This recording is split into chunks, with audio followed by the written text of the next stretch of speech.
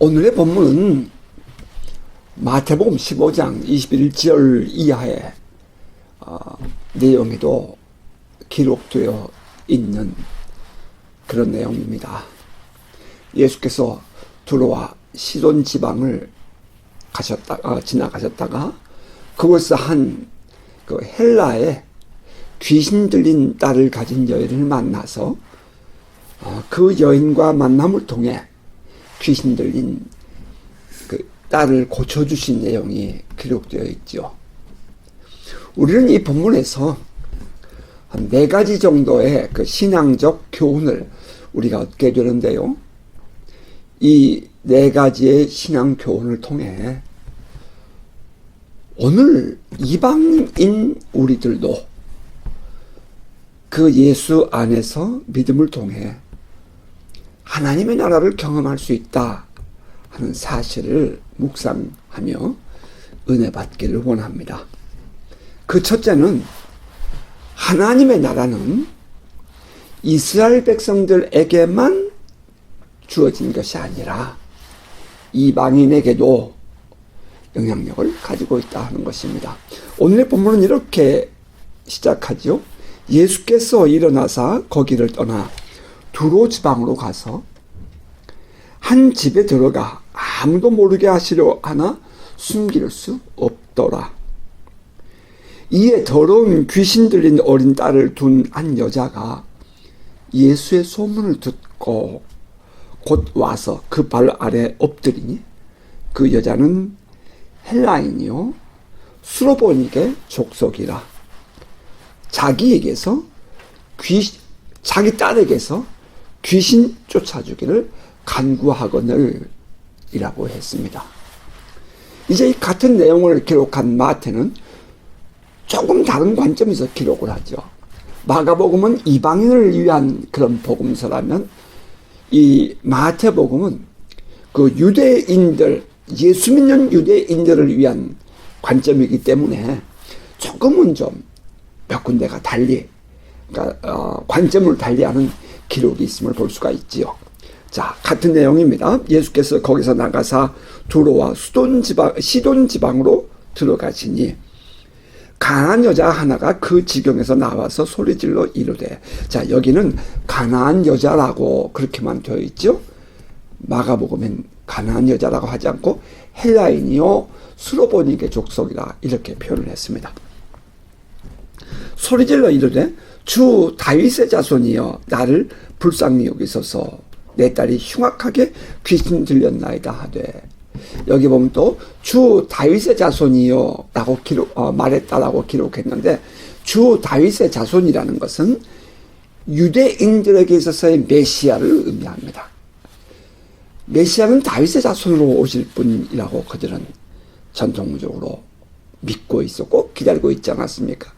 따라서 예수를 부를 때, 메시아를 부를 때 다윗의 자손이요 라고 부르는 것은 이것은 유대인에게 합당한 표현인 것입니다.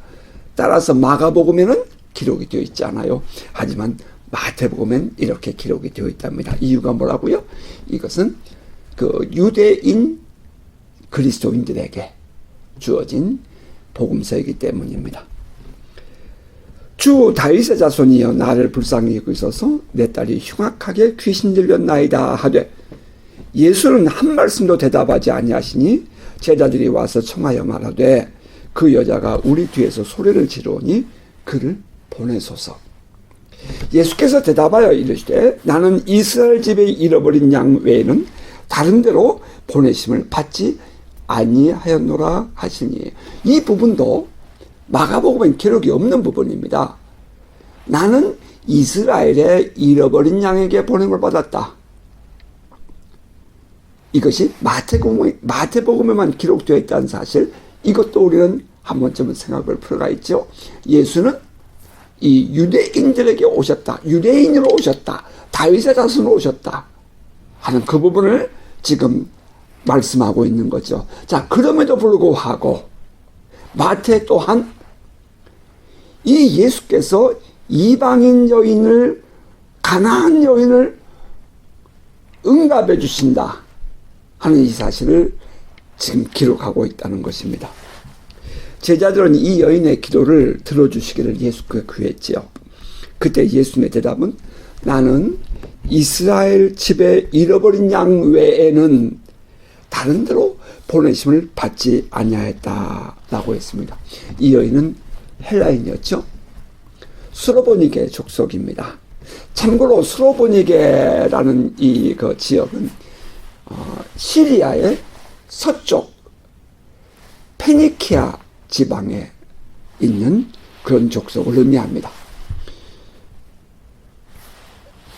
수로의 번이게 그런 뜻이라는 거죠. 그러니까 이 페니키아 지방에 살고 있었던 이 사람 갈릴리 위쪽이죠. 그래서 마태는 가나안 여인이라 이렇게 표현을 했습니다. 마태가 이 여인을 가나안 여자라 한 것은 가나안 땅에 살고 있었기 때문이고요. 그럼에도 불구하고 한마디로 이 여인은 이방인이었다 하는 것입니다. 당시 예수는 제자들을 둘씩 짝지어 전도하러 보내셨을 때에도 이렇게 예수님이 제자들에게 말씀하신 바가 있잖아요. 너희는 다른 데로 가지 말고 이스라엘의 잃어버린 양의 집으로 가라. 이스라엘의 잃어버린 양에게로 가라. 이렇게 표현했다는 거예요. 당시 사람들은 하나님의 나라는 이스라엘 백성들에게만 국한되어 있다. 이렇게 생각을 했습니다. 메시아가 오신 이유는 이스라엘을 다시 세우시기 위함인데 그 예수께서 메시아가 오셔서 다시 세우실 이스라엘 그것이 곧 하나님의 나라다. 하나님이 다스리신 나라다. 라고 그들은 인식하고 있었다는 것입니다. 아마도 예수님은 지금 이 순간 나는 이스라엘의 잃어버린 양을 위하여 왔다라고 하는 이 표현은 일반적인 사람들이 가지고 있었던 이제 그런 이해를 인용한 것이 아닐까. 이 부분 우리가 잠시 후에 다시 한번 또 보도록 하겠습니다. 당시 일반적인 상식으로 하나님의 나라는 이스라엘 백성들을 위한 것이었습니다. 그런데 그 하나님의 나라 예수 그리스도를 통한 하나님의 다스리심이 이방인이었던 이 여인의 삶에도 영향을 주고 있다 하는 이것은 사람들을 놀라게 할 만한 일이었습니다. 이것은 고정관념을 뛰어넘는 것이었지요. 오늘도 이 많은 이 고정관념에 의해서 우리는 이 신앙생활에 제약을 할 때가 있고 받을 때가 있음도 또 우리는 한 번쯤은 생각해 볼 필요가 있다 생각이 되어집니다. 우리가 일반적으로 이해하고 있는 이방인에게 복음이 들어가기 시작한 것은 베드로가 고넬료의 가정을 방문했을 때이잖아요. 사도행전 10장에 이 베드로가 이방인의 집에 들어가서 예수 그리스도의 십자가 사건을 전할 때에 성령이 그 고넬료와 그 가정에 임하게 되었고 베드로는 그들에게 세례를 주게 됩니다. 그래서 일반적으로 이 이방인들에 대한 선교 그 시작은 베드로의 사건이다라고 이해하는데 그 놀랍게도 이방인에게 이 하나님의 나라를 증거한 일이 이 하나님의 나라를 드러낸 일이 예수님 당신이 사역할 때에 이미 시작되었다는 것입니다. 여기서 우리는 이방인을 향한 하나님의 선교는 이미 물론 구약으로 올라가면 아브라함에게 모든 족속이 너로 말미암아 복을 받으리라. 그 모든 족속에 대한 하나님의 관심이 있지요. 그런데 이 신약에 들어와서 예수께서 이미 이방인에게 복음을 전했다. 이방인에게 이 하나님 나라를 드러내셨다. 이것은 매우 의미가 있는 일이라 생각합니다. 복음은 헬라인이나 유대인이나 모두에게 열려있는 하나님의 나라입니다. 자, 이제 두 번째, 우리가 본문에서 우리가 또 얻게 되는 교훈은 목표와 목적이 분명해야 포기하지 않고 끝까지 기도할 수 있다는 것입니다. 그 기도하는 사람이 하나님의 응답을 받고 그 기도하는 사람이 하나님의 다스리심을 경험하게 되잖아요. 수로보니게 여인이 예수께 나와 부르짖지 않습니까? 주 다윗의 자손이여 나를 불쌍히 여기소서. 내 딸이 흉악하게 귀신 들렸나이다. 마태복음 15장 22절 말씀이에요. Lord, Son of David, have mercy on me. My daughter is suffering terrified from demon possession. Have mercy on me. 나를 불쌍히 여기소서. 여러분, 이 부분 많이 들어본 표현 아닙니까? 물속에 빠져가던, 아니 빠져가는 게 아니죠. 순간적으로 빠진 거죠. 무리를 걷던 베드로가. 그때 소리 지릅니다. Jesus, have mercy on me. 열거성 밖에 소경 바디메오가 지나가는 예수를 향하여 Son of David, have mercy on me. 지금 이 순간 지나가 버리면 다시 기회가 없다는 거예요. 간절함으로 부르짖는 거지요. 그 순간 그는 그의 자존심이나 어떤 수치심 같은 것은 상관치 않습니다. 물에 빠지는 사람이 어떻게 자기의 자존심을 생각하며 지금 예수가 지나가신다는 소식을 듣고 어떻게 지금 나의 이 형편을 생각할 수 있어요? 당장 저분이 나를 만나주시기만 하면 내가 살아날 수 있는데 말입니다.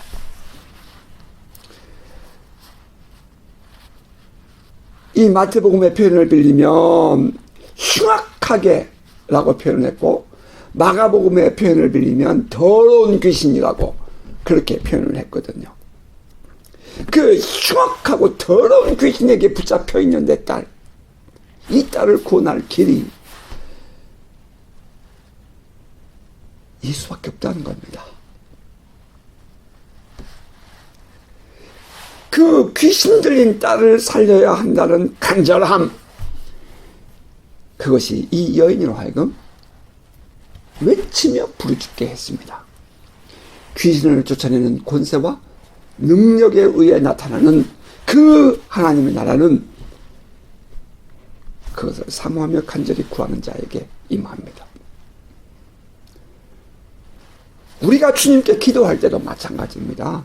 내 안에 간절함으로 정말 목마른 사람이 사막을 걷다가 그 쓰러지면서도 물을 찾아가는 오아시스를 찾고 있는 그 목마른 말입니다. 그 간절함, desperate. 하나님 나라를 우리가 경험할 때에 우리에게 요구되는 것이 무엇이었어요? desperate, 간절함. thirsty, 목마름. 헝거리, 막 굶주린 아이들이 우는, 막 소설치게 우는 그 굶주림. 그리고 갈망하는 게 이거. 우리 안에 그런 마음이 있을 때에 하나님의 다스리심과 하나님의 개입하심이 일어나는 것입니다. 그때 우리에게 분명하게 그 우리의 간절함과 우리의 이 목마름을 확실하게 잡아주는 것이 무엇이죠? 분명한 목표와 목적이 있어야 한다는 것입니다. 그 분명한 응답의 목표와 목적, 내가 하나님을 만나야 된다는 그 간절함, 내가 하나님으로 말미암아 치유되어야 한다는 그 간절함, 그 목적과 목표가 분명할 때에 우리는 상황에 따라 흔들리는 그런 기도가 아닌 정말 집중적이고 방향이 분명한 기도를 할 수 있다는 것입니다. 물에 빠진 사람의 마음은 오직 한 가지뿐입니다. help me, have mercy on me. 살려주세요. 우리가 기도할 때는 간절함이 있어야 하고 기도 내용이 분명히 해야 합니다. 그래야 끝까지 포기하지 않고 기도할 수 있습니다. 이때 비로소 하나님은 우리의 기도에 응답하시고 우리의 삶에 구체적으로 변화가 일어나는 것입니다. 하나님 나라는 끝까지 포기하지 않고 매달리는 사람에게 나타납니다. 자, 또 세 번째, 우리가 본문에서 우리가 받게 되는 교훈은 하나님 나라를 누리려면 믿음이 있어야 한다. 믿음이 성장해야 한다 하는 것입니다. 믿음이 없으면 하나님 나라를 경험할 수 없습니다. 이 믿음은 주께서 인정하실 만한 믿음이어야 합니다. 히브리서 11장 6절은 또 그렇게 말했잖아요. 믿음이 없이는 하나님을 기쁘시게 하지 못하나니. 하나님께 나아가는 자는 반드시 그가 계신 것과 또한 그가 자기를 찾는 자들에게 상 주시는 이심을 믿어야 할지니라. 우리가 주님의 기적을 체험하고 하나님 나라를 누리는 것도 오직 믿음으로, 오직 믿음으로, 솔라 피데, 오직 믿음으로만 가능합니다. 우리가 받는 구원도 마찬가지예요. 오직 믿음으로입니다. 주님께 나와 부르짖던 모든 사람에게 주님이 하신 그 마지막 주님의 말씀이 뭐였죠? 내 믿음대로 되라. 내 믿음이 크다. 내 소원대로 되라. 내 믿음이 너를 구원하느니라. 언제나 주님은 우리에게 마지막에 정점에서 내 믿음을 강조하십니다. 따라서 주께서 우리에게 요구하신 것이 믿음이고 이 여인에게도 예수께서 요구하신 것이 믿음이었습니다. 우리가 잘 알다시피 예수께서 산에 기도하러 올라가신 이후에 귀신 들린 아들을 데려와서 제자들에게 고쳐달라고 구했다가 밤새고 했지만 고치지 못했죠. 그때 예수께서 내려오십니다. 그러자 이 어린아이 아버지가 할 수 있거든 아들을 고쳐달라고 말합니다. 그러자 예수께서 뭐라고 하시죠? 할 수 있거든이 무슨 말이냐? 믿는 자에게 능치 못할 것이 없느니라. 그때 그 아버지가 내가 믿나이다 이렇게 표현합니다. 부정적이고 소극적이었던 그 믿음을 예수께서 채찍질을 하신 거죠. 무슨 소리 하고 있어? 믿으면 돼. 그때 내가 믿습니다 이렇게 표현합니다. 다시 말하면 믿음을 바꾸어 주시는 것입니다. 우리는 이 오늘의 본문 내용은 참 짧게 기록되어 있죠. 이 짧은 시간에 예수님은 이 여인의 믿음을 향상시키고 있는 모습을 봅니다. 에스컬레이팅 하는 거죠. 우리의 믿음의 성장을 위해서 주님은 때는 몇 가지 과정을 우리에게 허락하신답니다. 그 중에 하나가 시련입니다. 시련. 우리가 만나는 삶의 문제, 고난, 고통, 아픔, 그 여러 가지의 시련들이 때로는 대부분 우리 신앙인들에게 있어서의 그 시련은 주님께서 허락하지 않으면 올 수 없는 것들이지 않겠습니까? 귀신 들린 딸을 가진 이 여인에게는 삶에서 만나는 모든 일들이 시련이 아닌 것이 없었을 것입니다. 지금 이 딸이 귀신 들려 있어요. 그것도 더럽고 흉악한 귀신이 들려 있습니다. 이 엄마가 뭐가 행복이 있겠습니까? 매사가 시련이죠. 마찬가지로 주님은 오늘날에도 당신의 자녀들에게 여러 가지 시련을 허락하시기도 합니다. 그것이 가정의 문제일 수 있고요. 그것이 사람들과의 관계일 수 있습니다. 경제적인 문제일 수 있고요. 우리의 내적인 영혼의 갈등일 수 있습니다. 어쩌면 개인적인 그런 죄와의 문제 혹은 개인적인 내적 갈등일 수도 있겠죠. 어쨌든 간에 하나님의 자녀들에게도 시련이라는 것이 있다 하는 것입니다.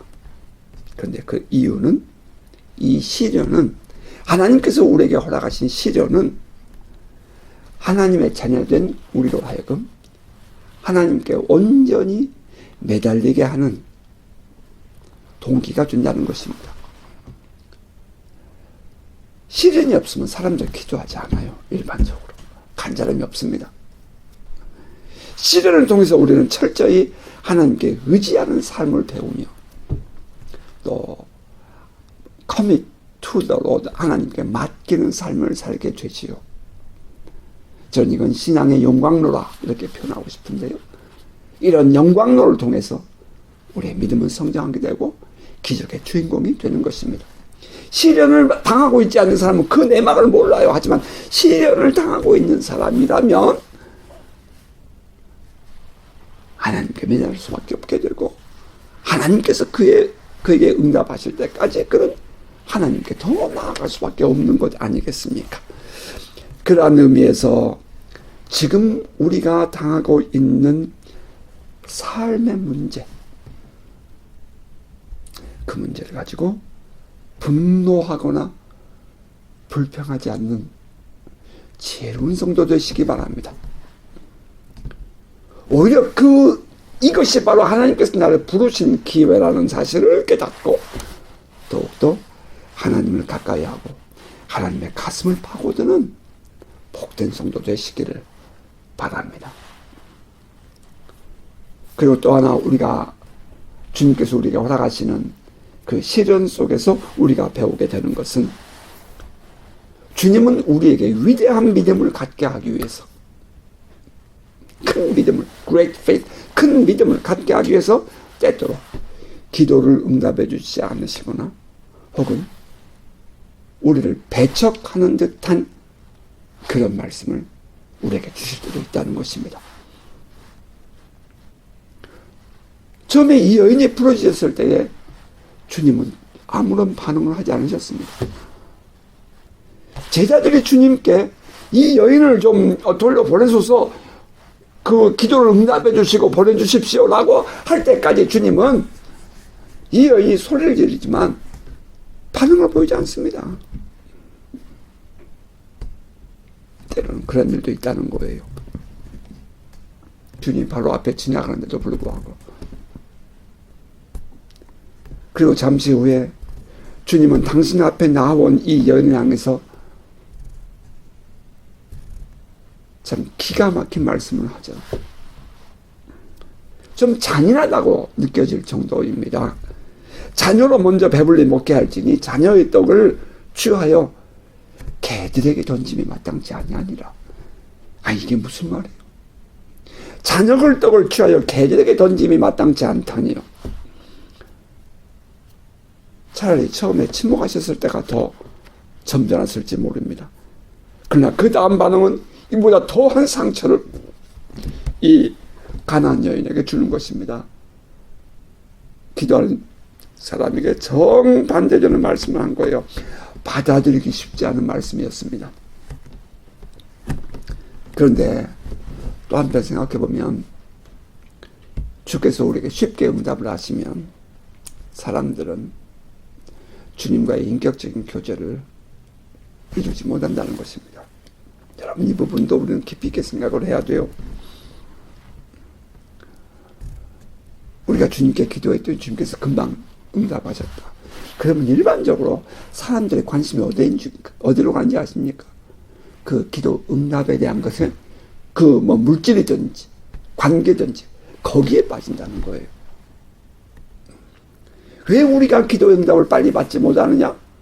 이 부분입니다. 주님이 우리에게 요구하신 것은 그 시련을 통해서 주님과의 인격적인 교제를 원하시는 것인데 사람들은 주님과의 인격적인 교제보다는 그 기도 응답 거기에 눈을 맞추고 마음을 빼앗긴다는 거예요. 참 이게 아픔인데요. 따라서 주님으로부터 거부감도 느껴보고 또 주님의 마음을 구하면서 우리가 주님과 교제하는 데에 관심을 갖게 되려면 이런 과정이라는 것이 요구된다는 거잖아요.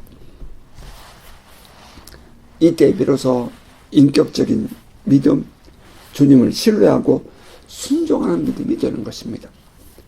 거부감을 극복하고 주님을 사랑하며 신뢰하는 믿음 말입니다. 하나님 나라를 경험하려면 우리는 믿음이 성장해야 합니다. 그냥 왔다 갔다 하는 것이 아니라 그 믿음이 성장해야 돼요. 어느 정도까지 성장해야 되는지 아십니까? 여러분이 달러를 지불하죠? 그럼 그만한 가치를 가져요. 마찬가지로 우리가 믿음을 우리가 행하면 그 믿음에 대한 가치를 우리는 아무 부담 없이 누릴 수 있을 만큼 믿음이 성장해야 돼요. 우리 믿음 다시 한번 점검해 볼 수 있기를 바랍니다. 하나님께서 우리에게 응답하시는 믿음, 그 하나님이 나의 기도에 응답하시는 수준의 믿음, 우리가 하나님 나라에 사역을 하는 믿음이 되려면 여러분, 주여 믿습니다 아닙니다. 우리 안에 진정으로 믿음이 성장해야 합니다. 하나님이 계신 것과 그에게 나오는 자를 상 주신 분이심을 믿는 그 믿음이 우리 안에 있어야 하는 것입니다. 자, 그리고 이제 마지막 네 번째, 이 하나님의 나라를 우리가 이 땅에 살면서 경험하고 싶다면 철저하게 주님을 신뢰하는 믿음이어야 한다는 것입니다.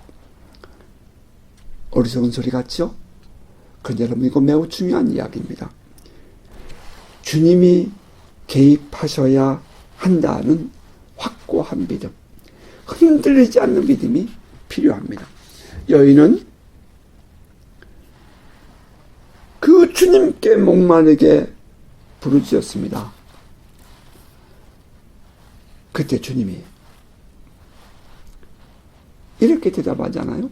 자녀의 떡을 취하여 개들에게 던짐이 마땅치 않다. 이게 무슨 말입니까? 이건 말도 안 될 얘기죠. 자녀의 떡? 생각해보면 자녀의 떡을 취하여 개들에게 던짐이 마땅치 않다. 여인을 향하여 개 취급을 했고 비유를 했고, 또 자녀의 떡이라는 것은 지금 이 하나님 나라의 사역인데요. 이 귀한 것들을 어떻게 너에게 주겠냐, 이런 뜻이 아니겠습니까? 자, 그럼에도 불구하고 이 여인은 뭐라고 대답해요? 주여 올소이다마는 상 아래 개들도 아이들이 먹던 부스러기를 먹나이다. 주님의 거부감을 주님의 말씀으로 반응하며 엎어치기를 한 거죠. 그 순간 감정으로 받는 것이 아니라 그 순간 자신의 위치를 돌아보며, 맞아, 그럼에도 불구하고 이 귀한 은혜는 하나님 주님 당신으로부터 와야 합니다 하는 것입니다. 그 이유는 모든 능력과 권세가 주님께 있음을 알았기 때문입니다. 주님의 이 말씀은 자신을 거부하고 배척하는 말씀이었어요. 그럼에도 불구하고 이 여인은 그 예수의 말씀을 받아들이며 부스러기 은혜를 구했습니다. 그런데 그 부스러기가 뭐였어요? 귀신 들린 딸을 고쳐달라는 것 아니었습니까? 하나님 나라를 자기의 삶에 끌어당기는 일이었습니다. 바로 그것이 부스러기라는 거예요. 이 여인의 간절함은, 그렇게 말할 수 있었던 것은 주님이 하셔야 합니다, 주님이 하시면 됩니다 라는 데 있었다는 거예요. 여러분, 주님이 하시면 됩니다. 아멘입니까? 우리의 믿음을 주께 두어야 합니다. Believe in God. Trust in God. 우리의 믿음을 주님 안에 두어야 해요. 그 말씀과 당신이 하신 말씀을 시건치 않으시는, 변개치 않으시는 그 하나님께 우리의 믿음을 두어야 돼요. 여러분 보세요. 많은 사람이 종종 저 사람이 저래가지고 구원을 받겠나? 저렇게 행동하면 저 사람이 참으로 하나님께 응답 받겠나? 그들이 말하고 있는 것은 다 어디에 근거하죠? 이 땅의 것들에 근거한다는 거예요. 흔들리고 있는 그의 삶에 근거한다는 거예요. 아니에요. 우리의 믿음을 어디에 둬야 돼요? 하나님께 둬야 돼요. 하나님께 둬야 돼요. 우리의 마음을, 내 생각이 어떻다 할지라도 내 마음을 하나님께 둬야 돼요. 이 세상에 살고 있는 우리 모든 육신을 입은 사람들은 모두가 다 어쩔 수 없이 세상의 영향력을 받아요. 그럼에도 불구하고 우리의 믿음을 어디다 둬야 돼요? 위에다 둬야 돼요. 위를 바라봐야 돼요. 하나님께 줘야 되는 거예요. 나의 환경이나 상황, 흔들리는 내 마음에 두는 것이 아니라 오직 변치 아니하시는 주님께 믿음을 둘 때에 우리는 하나님 나라를 당기어 살게 됩니다. 예수를 만난 수로보니게 여인, 그 여인을 믿음으로 훈련시키시고 결국에는 그녀의 간구를 응답해 주시는 주님의 모습을 보며 우리는 하나님 나라는 믿음을 가진 자만이 누릴 수 있다는 사실을 다시 한번 또 생각하게 됩니다. 예수께서 이르시되 이 말을 하였으니 돌아가라. 귀신이 내 딸에게서 나갔느니라 하시매 여자가 집에 돌아가 본즉 아이가 침상에 누웠고 귀신이 나갔더라. 같은 내용을 기록하고 있는 마태는 이렇게 기록했죠. 이에 예수께서 대답하여 이르시되 여자여 내 믿음이 크도다. 내 소원대로 되리라 하시니 그때로부터 그의 딸이 나으니라. 여자여 내 믿음이 크도다. 내 소원대로 되리라. 아멘. 우리의 믿음이 성장할 수 있기를 주의 이름으로 축복합니다. 자, 말씀을 맺겠습니다. 하나님 나라의 담장을 넘는 길, 그것은 오직 믿음뿐입니다. 하나님을 하나님되게 섬기십시오. 전능하신 하나님, Almighty God, 말씀으로 천지를 창조하신 하나님, 우리를 사랑하실 때 끝까지 사랑하시는 하나님, 부르짖는 자녀들의 기도를 반드시 응답하시는 하나님, 그 하나님 지금도 살아계셔서 우리의 삶에 개입하시고 또 다스리시고 동행하십니다. 고정관념을 벗고 하나님 나라를 오늘 우리들의 삶에서 누리는 은혜가 있기를 바랍니다.